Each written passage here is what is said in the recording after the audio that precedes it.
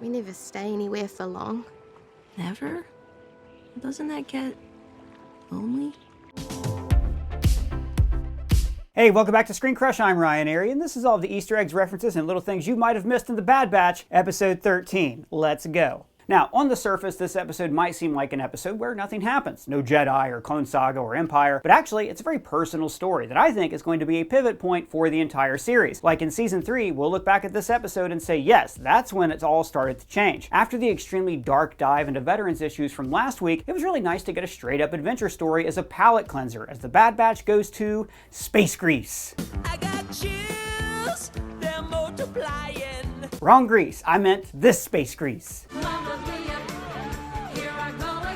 But let's give you what you want, guys. Here are some Easter eggs. The Star Wars intro has been slightly changed with every single show. Last week, for example, the Armorer was added into the Mandalorian's intro. And in this episode, we start with Grievous, an X-Wing pilot helmet, Chopper from Rebels, a Clone Trooper helmet, a droid commando, don't know this one, tell me in the comments, an Imperial Cadet helmet, which is also from Rebels, Bo-Katan's helmet, and finally, a current Clone Trooper helmet. But my favorite Easter egg of the episode is a big hint about what's going to happen in the first scene. Outside, this Arabesh sign reads Club Lao Che. Hey, that sounds familiar. That's because Lao Che was the villain from the opening sequence of Indiana Jones and the Temple of Doom. A few episodes ago, we pointed out that the show borrowed the story and aesthetic from that movie, but here it's like a full-on homage. Temple of Doom opens in a swanky club with Indy making a deal for some gangsters for a valuable artifact. More on that in just a second, though. Outside the bar, we see lots of species from the Mos Eisley Cantina, maybe a tribute to that original Star Wars bar scene. There's an Arcona, a Bith, always a lot of Twi'leks, a Snivian, and inside there's an Aqualish playing Sabak. The Aqualish is also dressed like the Kenner action figure of Ponda Baba, the guy who f***ed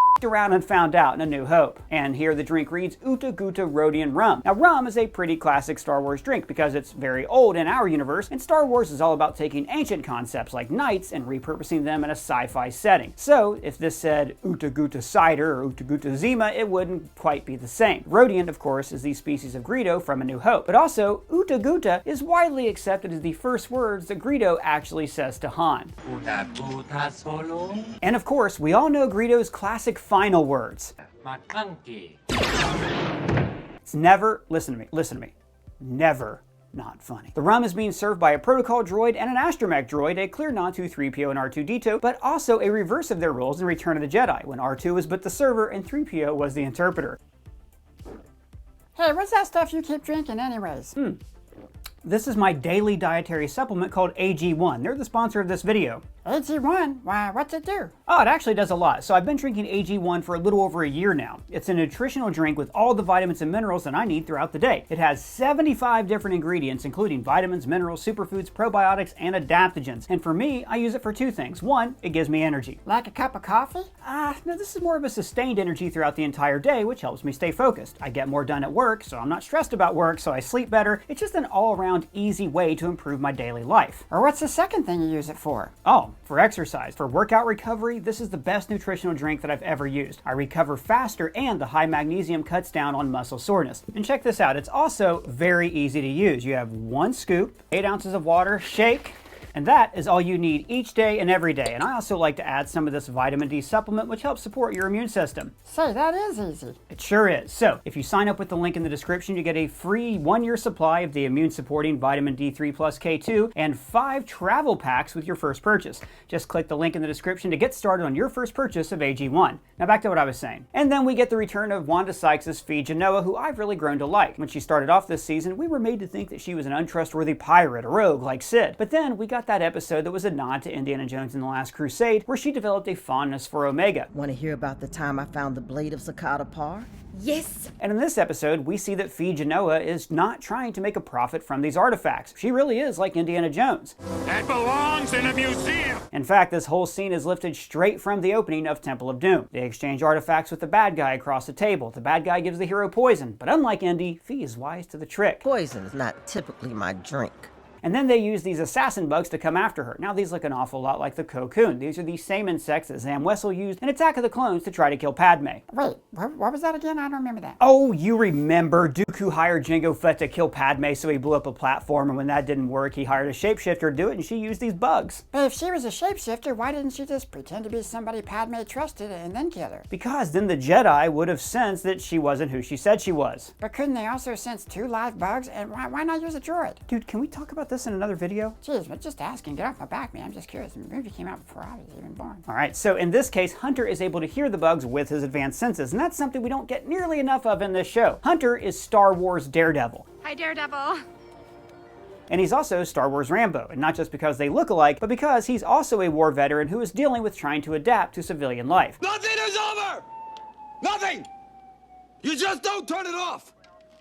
It wasn't my war! So, when the deal goes south, everybody pulls out a weapon, just like in Temple of Doom, and all hell breaks loose. Now, a little later, Fee's going to talk about how Omega can handle herself so well in a fight, and it is awesome to see how cool she is under fire. She slides across the table, uses it as a shield, and gets a shot off with her bow, and does it all on instinct. She's gone from a dumb little girl who wanders off in Season 1 to get captured, to being an important part of the squad. They shoot this bell to mask their escape, like how Indiana used a rolling gong to get out of Lao Che's club. And then, tech is available for the pickup, a lot like Short Round in Temple of Doom. Also, congrats to Ke Huy Quan for winning an Oscar. Yay!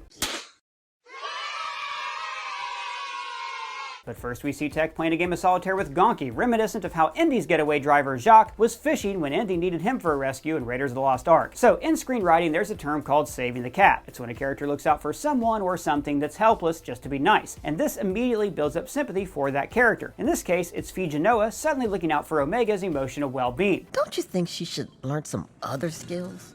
And I love that, like, Tech takes offense to this. What other skills? Now, in hindsight, look, Fee spends her time on Pabu, a place filled with war refugees. She's probably known lots of little girls who only knew war and battle, and she didn't want to see the same thing happen to Omega. So she wants her to learn how to have a normal life.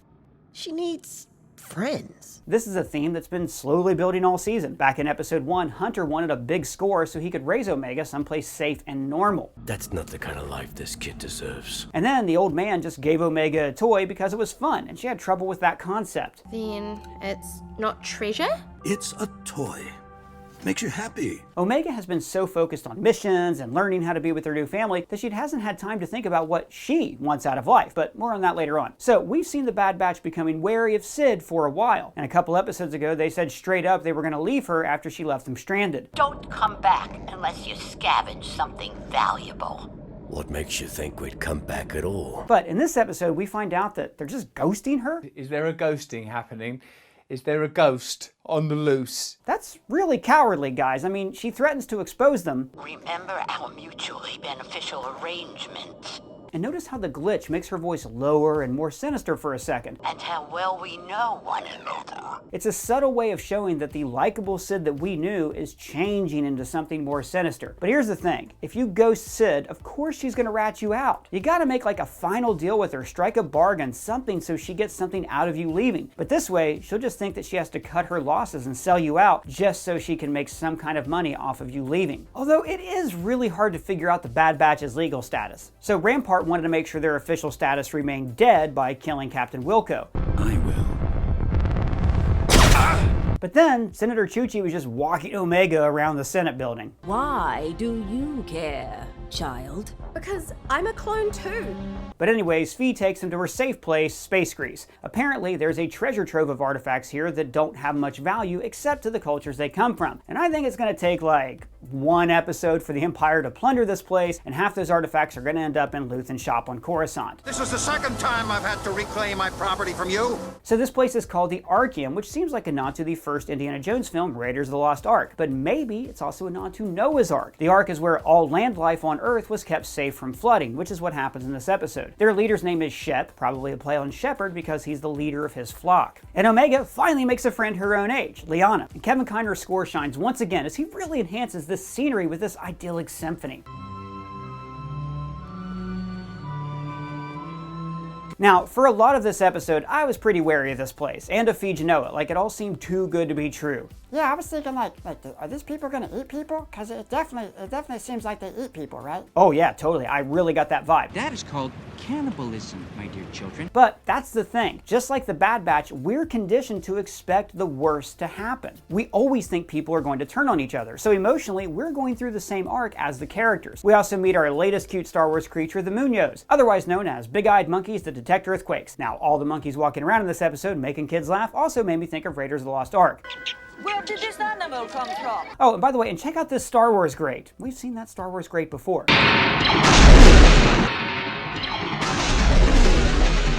So we learned that Pabu was basically settled or resettled by refugees from the Clone Wars and from planets the Empire has invaded after the war ended. When they ask about the Empire arriving, Shep says, We're a remote island with limited resources. But if they do, we'll manage. Heard that before from Lando Calrissian. Since we're a small operation, we don't fall into the jurisdiction of the Empire. But this being a place for war refugees makes it a perfect settlement for the Bad Batch. After all, they are a group of soldiers whose lives were upheaved by the end of the war. Like these people, they're looking for their place in the galaxy. Also, they could offer these people protection from violence. And this is what Hunter has wanted for Omega all season. You can have a future. Isn't that what you're after? So I want to take a moment to call out the narrative device that's being used here. The Bad Batch fall under the classical definition of drifters or rogues. These are characters that are skilled in violence, so skilled that they can't find a place to belong in civilized society. Popular examples include the aforementioned Rambo, Shane, the Man with No Name, Wolverine, Magneto, Yojimbo, the A-Team, the list goes on and on. Point is, it takes characters like these to protect a society that they themselves can never actually enjoy living in. It's also unfortunately something that occurs with veterans who defend their country in war but are unable to come home. It's been 4 years to the day since Weathertop sat. It's never really healed. The thing about these characters is when they try to settle down, to become someone else, that violent world always comes back to find them. And we're certainly going to see that happen to the Bad Batch. But for now, they're actually able to make like Beaumont and cut loose. Have fun. They have a huge meal with Melu Run fruit for dessert. There's even a fun little moment where Tech makes a joke. I will note the date and time to commemorate such a momentous occasion. I made a funny. Omega and Liana take the boat out as Omega slowly works out that she's actually experiencing something new. I spent most of my life surrounded by the ocean, but it didn't feel like this place. Topoka City was a technological marvel that could have been placed anywhere, but this island actually incorporates the sea. So Omega may not realize it, but what she's experiencing is a detachment from technology and a connection with nature. It's her first vacation. Don't you get any ideas, person? I won't, boss. So this exchange... We never stay anywhere for long. Doesn't that get lonely? I never really thought about it. Is sort of key for Omega. She's a teenager. She never stopped to think about her life before, what she wants. She has just reacted to these crazy circumstances of her existence. Like when Echo left or the Marauder was stolen, she didn't have the emotional intelligence to process her feelings. She just knew that her friend and home were taken from her. We already lost Echo. We can't lose that too. But then, like I said, violence always comes for people who live in violent worlds. Earlier, they made a point to say that the space monkeys are the only species that are native to the island, and that is why they instinctively know to run for cover when the tsunami hits. Upper Pabu is also the oldest structure on the island because the original settlers realized that they had to live in a fortress to withstand the tsunami's waves. You keep saying that word, tsunami. What's that mean anyways? Where did all the water go away? And then why did it return with such a violent vengeance? Well, Doug, a tsunami is when an earthquake occurs under the sea. Under the sea, there is an earthquake, watch out for me. Right, so the earthquake causes the water in the ocean to rush in and fill the rifts in the ground, which is why it's suddenly pulled away from the shore. And then water always wants to find its level, which is why it comes back quickly, as a huge wave, before it settles back down. Now, Shep at first is overconfident about his... The early warning system would have activated. And he's voiced by a Star Wars veteran you've heard of, that's your mom. And then the early warning system does activate, and I love the design of this thing. A high tower with enormous horns built into the corners. I get the feeling there's like no technology involved here. Maybe the earthquake causes a pressure change under the water, which like activates the horns or something. Anyways, it feels very ancient, yet new. A great Star Wars design. Omega and Liana jump off the boat just before it hits the rocks, but doesn't smash or anything. Wah, wah. While Tech says, We must use additional means to get them over the wall. Now it makes sense that Tech would know about these emergency ladders because he would have wanted to have studied this structure like as soon as they landed there. It's pretty on point for him. Wrecker saves the life of this old man. What is happening? His voice sounds familiar. That's because he's voiced by Steve Blum, who is Zeb on Star Wars Rebels. Thanks, mate. Appreciate the save. Hunter pulls off a daring rescue, and hey, was anyone else thinking that Liana was like definitely going to die? Like I really thought that a child was going to die on this cartoon, and that would teach Omega a lesson that trauma and violence will follow her wherever she goes. You know, this lesson. Life is pain, Highness. Anyone who says differently is selling something. But instead, she's saved, and the Bad Batch find a haven away from violence, where there could actually be hope for their future. But the question is, how long can this last? The Empire is looking for Omega to pressure Nala Se's cooperation. Sid implied that she's definitely going to sell them out, and her friend Fee Genoa knows exactly where they are. I give it 2 episodes before the Empire comes knocking. By the way, everybody, I want to remind you about our really great nutritional drink, AG1. You can get to it by clicking the link in the description. But let me know what you think of all this. Tell me your thoughts down in the comments below or at me on Twitter. And if it's your first time here, please subscribe and smash that bell for alerts. For ScreenCrush, I'm Ryan Harriet.